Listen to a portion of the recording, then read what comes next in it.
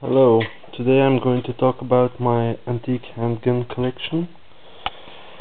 It isn't very big yet, but as I said, it's only my antique handgun collection. These are the weapons I collect for their historical value. I'm going to start here at the bottom. This is a Colt new service revolver from 1900, model 1900. It's caliber 455 LA. It was made for the British Army during the First World War. It's a side opening revolver. They were made in caliber 455 LA because the British officers, they didn't get handguns from the government. They had to supply their own, they have to buy one, but it has to be in caliber 455 LA. So that's why the American government made weapons in this caliber. There are a lot of other factories that also made handguns and delivered them to England.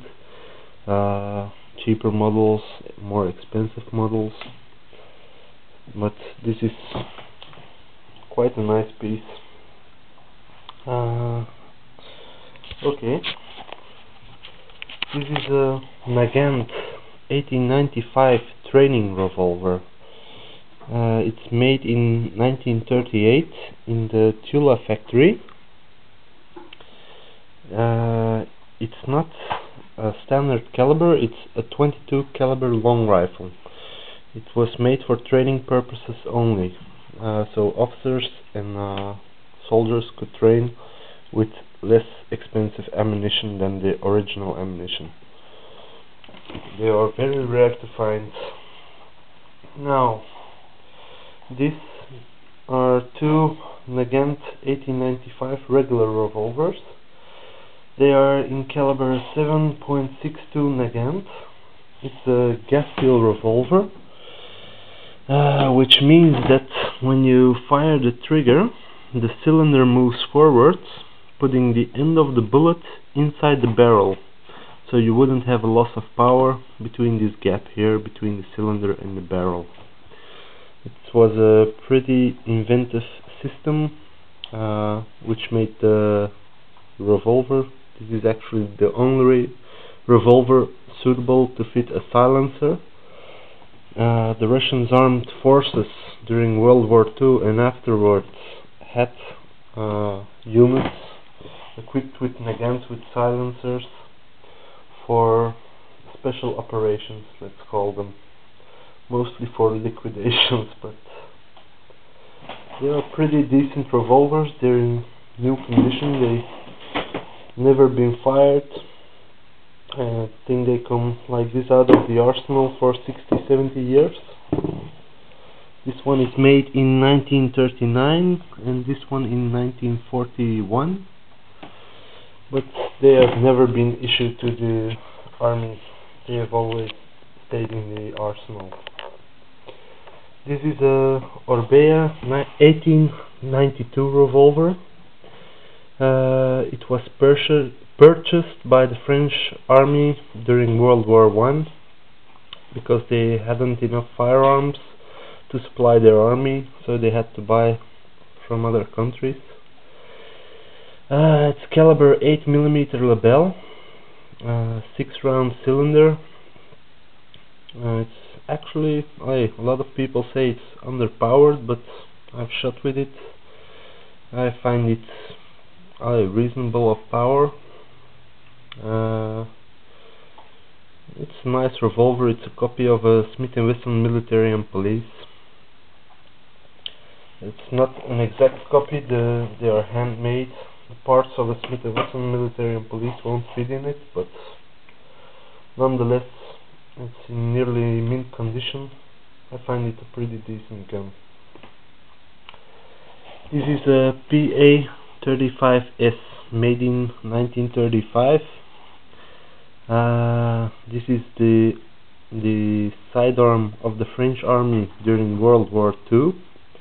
It's caliber 7.65 millimeter long, or .30 Peterson, I believe it's called in the US. It's a real neat gun, works great.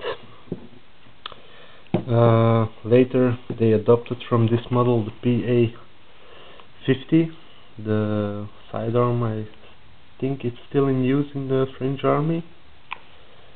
It was a great gun, only underpowered. The cartridge was very underpowered.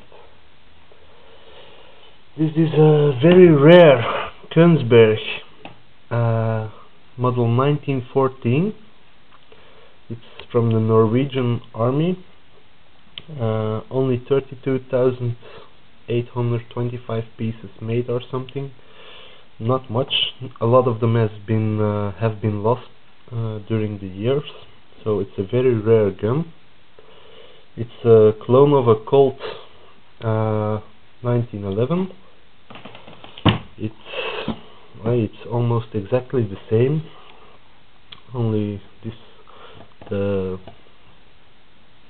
slide stop is a little bit different, and this is the old model. It can adapt with regular Colt magazines. It fires also .45 ACP bullets. All parts have the same number. It's in mint condition.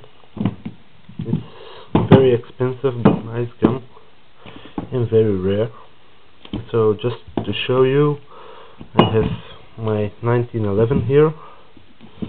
This is a 1911 A1, and this is the könsberg. Now the only differences that are between the guns is this here, what I said, slide stop, and this is a little bit longer with the Colt. The Colt A1 has here a groove, here not, and another difference, which is very difficult to notice, but this is smaller. It's cut out higher than with the Colt 1911. For the rest, basically all the same parts from this gun fit onto this gun, from this gun fit onto this gun. I've tried it and it works great. So this is my antique handgun collection. Hope you enjoyed the video. This one's not in it, but just for an example. Hope you enjoyed the video. Any comments, please post them.